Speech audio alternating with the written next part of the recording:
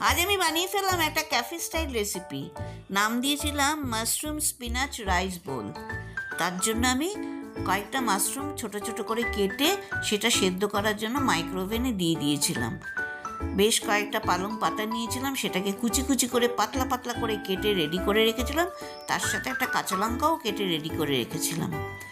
এবার কড়াইয়ে বাটার দিয়ে দিয়েছিলাম, দিয়ে সেই সেদ্ধ করা মাশরুমটা হালকা শ্যালো ফ্রাই করে নামিয়ে রেখেছিলাম।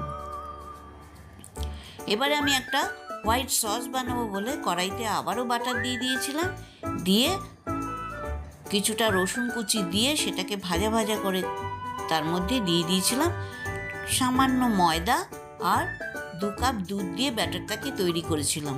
তার মধ্যে দিয়ে দিয়েছিলাম সামান্য লবণ, বেশ কিছুটা সুইট কর্ন, সেই মাশরুমগুলোও দিয়ে দিয়েছিলাম যেগুলো রেডি করে রেখেছিলাম, আর তার মধ্যে আমি ছড়িয়ে দিয়েছিলাম অরিগ্যানো। এবার আমি যে পালং পাতাগুলো কেটে রেখেছিলাম সেগুলোও দিয়ে সবগুলো একসাথে দিয়ে মিক্সড করে তার মধ্যে আমি দিয়ে দিয়েছিলাম চিলি ফ্লেক্স, দিয়ে আবারও 1 কাপ দুধ দিয়ে আমি পুরোপুরি যখন রেডি হয়ে গেল তখন আমি সামান্য টেস্টটা ব্যালেন্স করার জন্য চিনি দিয়ে দিয়েছিলাম আর মজরেলা চিজ দিয়ে নামিয়ে ঢাকা দিয়ে দিয়েছিলাম।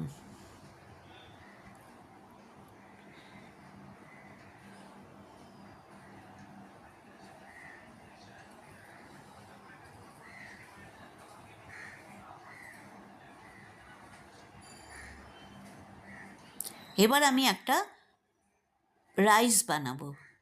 তার জন্য প্রথমে আমি কড়াইতে বাটার দিয়ে দিয়েছিলাম, বেশ কিছুটা কুচনো রসুন দিয়ে ভাজা ভাজা করে আমি ভাতটা রেডি করে রেখেছিলাম। সেই ভাতটা পুরোপুরি সবগুলো দিয়ে দিয়েছিলাম, দিয়ে তার মধ্যে আমি স্বাদ অনুসারে লবণ দিয়ে দিয়েছিলাম, চিলি ফ্লেক্স দিয়ে দিয়েছিলাম, অরিগ্যানো দিয়ে দিয়েছিলাম আর পেরি পেরি মশলাটা দিয়ে দিয়েছিলাম। যেহেতু এটা আমার খুব ভালো লাগে খেতে, তাই আমি এই মশলাটা দিয়েছিলাম। আপনারা দিতেও পারেন, নাও দিতে পারেন। এবার এর মধ্যে চিলি অয়েল দিয়ে দিলাম আর শেজওয়ান সস দিয়ে সবগুলো ভাত একসঙ্গে ভালো করে মিক্সড করে নামিয়ে রেডি করে ফেললাম মাশরুম স্পিনাচ রাইস বোল।